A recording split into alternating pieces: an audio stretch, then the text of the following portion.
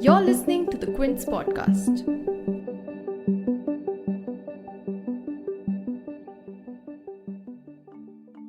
One nation but different prices for the same COVID-19 vaccine and a whole lot of confusion. Ahead of the rolling out of Phase 3 of India's immunization strategy that opens up vaccination for all citizens above the age of 18 starting 1st May, a big debate has erupted over the different price categories set for the centre, the state and private hospitals for the same Covishield and Covaxin shots. Even as the country is facing a vaccine shortage, under Phase 3 the government has now allowed both the vaccine manufacturers to release 50% of their production into the open market and sell it to states and private hospitals at a pre-decided cost. And so, Serum Institute that manufactures Covishield has decided to sell vaccine shots at Rs 400 per dose to states and Rs 600 per dose to private hospitals, while Covaxin's manufacturer Bharat Biotech will be selling one dose for Rs 600 to the states and Rs 1200 per dose to private hospitals.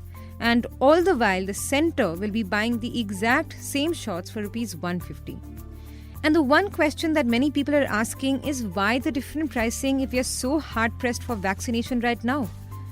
Given the exponential rise in infections in the second wave, many experts say that the need of the hour is to vaccinate. And undoubtedly, by increasing the eligibility criteria, Phase 3 intends to do exactly that. But at a time when the objective should be to vaccinate as many people as quickly as possible, with limited doses, differential pricing, and a great deal of power for private players, there are a lot of concerns about how successful this vaccine strategy will be. So, what are the criticisms about this vaccine strategy and what would have made for a better plan? To discuss these issues, I spoke to Mr. Praveen Chakravarti, a political economist and senior office bearer of the Congress Party, and Ms. Anjula Taneja, Inequality Campaign Lead at Oxfam India. You're tuned in to The Big Story, the podcast where we dissect the headline making news for you. And I'm your host, Shorbari.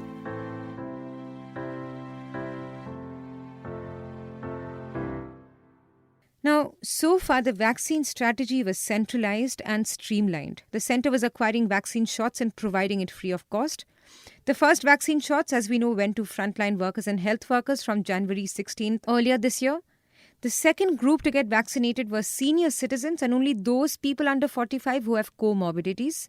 And as the government received a lot of criticism recently for downplaying the second wave and allowing for election rallies and the Kumbh Mela gathering to happen, even as the country was battling a spike in infections, on 19th April, the centre announced that all citizens above the age of 18 would be eligible for vaccine shots from 1st May and that vaccines would now also be available in the open market. To clarify the strategy for you, the government will continue to buy 50% of Covishield and Covaxin shots at Rs 150 and continue to vaccinate people above 45 years of age free of cost. And they will also allocate doses to states depending on which state has how much infection rate. But additionally, as vaccine manufacturers release 50% of their supply into the open market, states and private hospitals can buy their own vaccines at a different rate and a higher rate, as I've mentioned, and simultaneously vaccinate the remaining population. So instead of a linear strategy, what we have right now are three different avenues for vaccination: central hospitals, state hospitals, and private hospitals. And although here the intention is to vaccinate as many people as a team, with a vaccination shortage at hand and less than a week to go before the rollout of Phase 3, the question is, how will the distribution of doses work seamlessly between states and private hospitals? Is it not possible that certain states and hospitals may try to acquire more doses from the 50% of supply available in the open market? Moreover, with the inequity in pricing, is it not possible that private players may get an upper hand in the open market while some don't get a timely vaccination?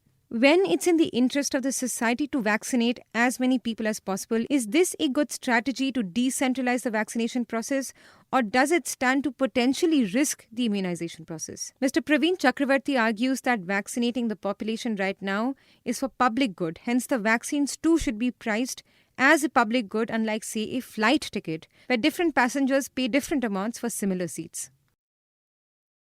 Yeah.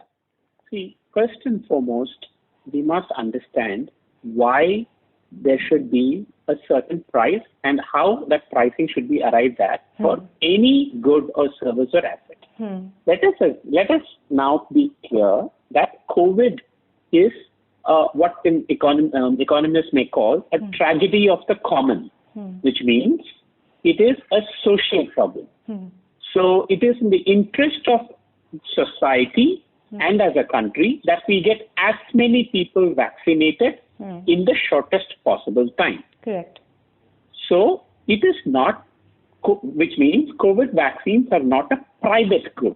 It's a public good because it is in the interest of society, which means it must be priced like a public good. It cannot be priced like a private good. What does that mean?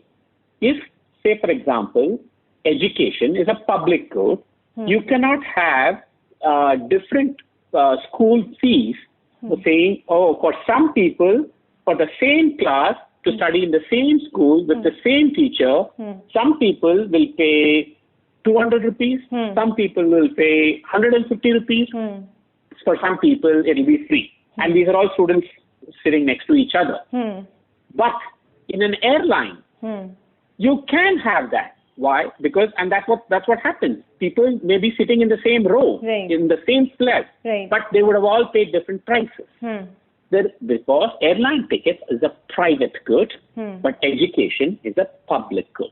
Got it. So, which the same thing, in the same principle, COVID vaccines are a public good. It makes absolutely no sense at all to have differential pricing for a public good when it is in the interest of the nation to get as many people vaccinated as possible. Now, public health care is technically the state government's responsibility in the federal structure. But several states ruled by opposition parties, such as Kerala, Rajasthan, West Bengal and others, are asking why is it that states are having to acquire the same dose at a higher price when the state finances are already strained? Why put the burden of buying vaccine shots on the states when the pandemic and lockdown have already affected the state's earnings? Some of these states are also trying to raise these concerns with the centre currently. But Ms. Anjula Taneja also believes that vaccination in this pandemic is also a national concern. And in that, the centre has shirked half of the responsibility by putting it on the state. Sure, one can make a claim to the fact that it is that health is a state subject. But fundamentally, it's the responsibility of the nation as a whole to ensure everyone gets vaccinated. And passing on the responsibility of ensuring universal immunization is not fair, especially when it comes at a higher cost. So therefore, because states are already pressed with in terms of resources, and again, even at the cheaper rate of the vaccine procurement, it's ensuring universal vaccination probably it will by some estimate amount to 26% of the total health spending of the states that it had budgeted for 2021. So therefore, states can't afford it.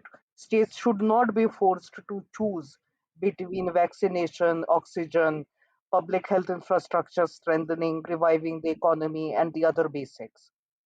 All this in a context where it's not like the based on statements from the Serum Institute.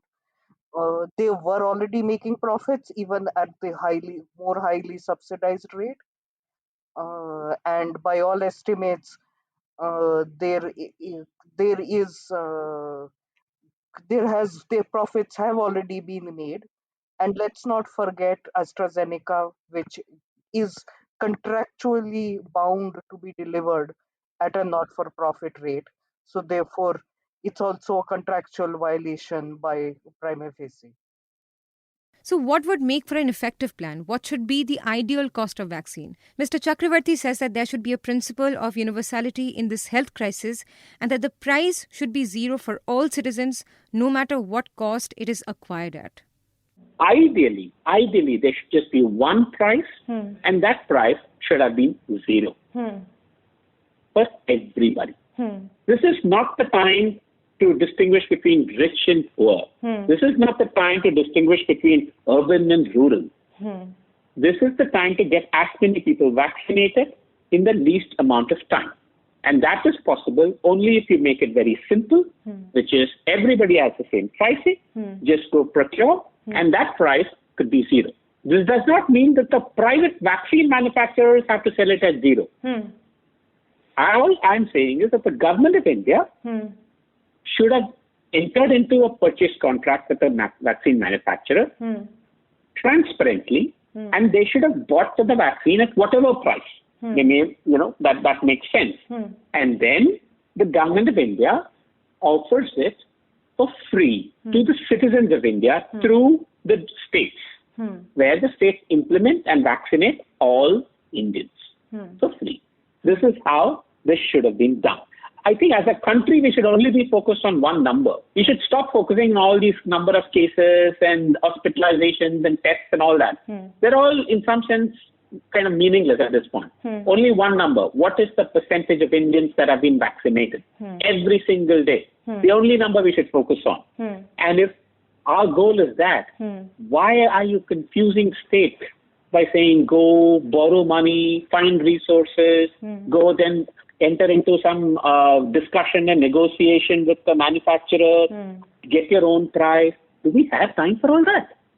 Is it an efficient way to do it? Absolutely not. Ms. Taneja also offers a similar view. She says that an effective vaccine strategy is one where vaccinations are for free and one that doesn't disincentivize millions of poor people in the country from getting vaccinated.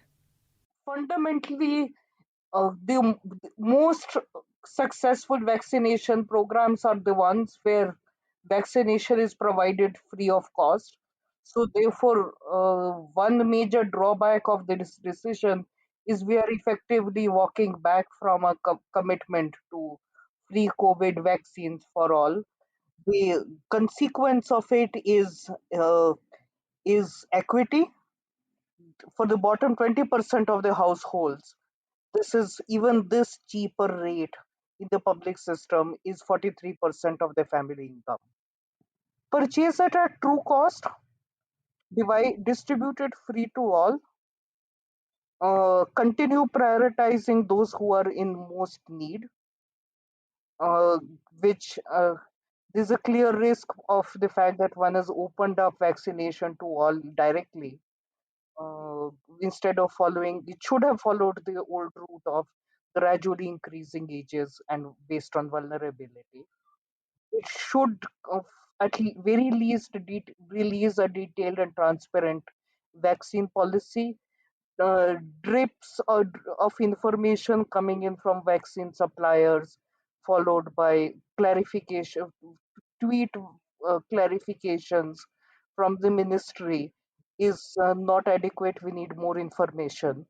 And ultimately, procurement has to happen by the central government because of the sheer fact that it offers economies of scale, which by definition, basic economics suggests should make things cheaper. In the long run, use public vaccine manufacturing capacities. There's no reason why one or two manufacturers be allowed to be the only ones to prepare the vaccine, to manufacture the vaccine in the long run and strengthen the public health system, because we are all seeing that vaccine is not the only thing that's running short. We're also seeing shortages of oxygen and B6. And yes, one appreciates the government may or may not have capacity to do some of this, because the Indian government is right in having raised issues of the need for a temporary relaxation on intellectual property rights to enable vaccine manufacturing to happen domestically. So, in this respect, it's essential to support our government in this and also fight back against vaccine nationalism by rich countries that have been hoarding the vaccine. Probably India needs them more right now. If you like listening to this episode, please subscribe to the Big Story playlist for episodic updates. We're live on Apple, Google Podcast, Spotify, JioSaavn, and most of the other popular podcast streaming platforms. For other podcasts, please log on to the Quint website and check out the podcast section. For any feedback, shoot an email to podcasts@thequint.com.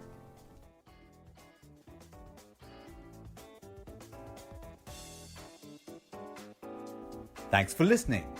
Log on to the Quint's website and check out our other podcasts.